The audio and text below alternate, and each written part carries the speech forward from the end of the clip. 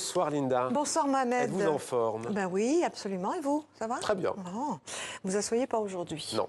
Je voudrais qu'on revienne, Mohamed, sur la COP28 et qu'on aborde le vocabulaire de cet événement planétaire, parce que le climat, c'est compliqué. Il y a beaucoup de mots dans le jargon du réchauffement climatique qui demanderaient à être expliqués et réexpliqués. Alors moi, j'en ai retenu trois termes qui m'interpellent en marge de cette COP.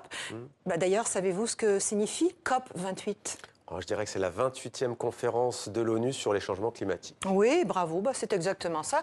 COP, pour être plus précis, c'est l'acronyme anglais de Conference of the Parties, la conférence des parties sur le changement climatique, les parties étant des pays et des groupes de pays comme la France et l'Union européenne. Il y en a près de 200 en tout. Et la première édition a eu lieu en 95, c'était à Berlin. Et de quoi discutait-on, à votre avis, Mohamed?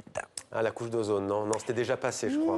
Des fameux gaz à effet de serre. Ah, c'est vrai. Voilà, ça fait des décennies qu'on en parle. Est-ce que vous vous souvenez ce que c'est, un gaz à effet de serre? Qui trouve justement la couche d'ozone.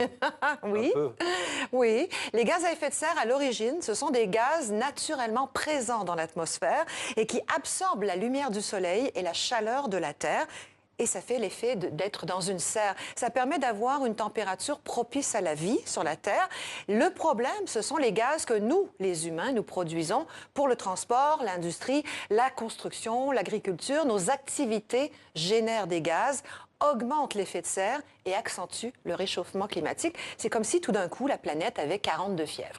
Alors, cette empreinte de l'humain sur l'environnement, c'est un phénomène qui remonte au début de la révolution industrielle, au XVIIIe siècle. C'est une période de l'histoire qu'on appelle l'Anthropocène. C'est mon deuxième mot. Anthropocène du grec anthropos, qui veut dire humain, et le suffixe cène, qui sert à former des noms d'aires géologiques. L'Anthropocène, c'est donc littéralement l'ère de l'humain. C'est quand nos activités commencent à influer sur la vie de la planète. Le linguiste Alain Rey, le père du petit Robert, appelait ça l'ère de l'homme destructeur.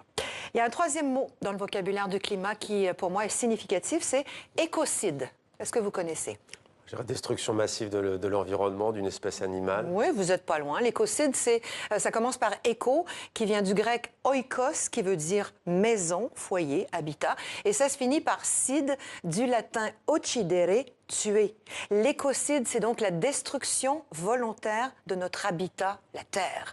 On emploie écocide pour la première fois pendant la guerre du Vietnam à propos de l'agent orange, ce produit chimique que les Américains ont utilisé pour détruire les forêts du Vietnam, très dangereux également pour la santé.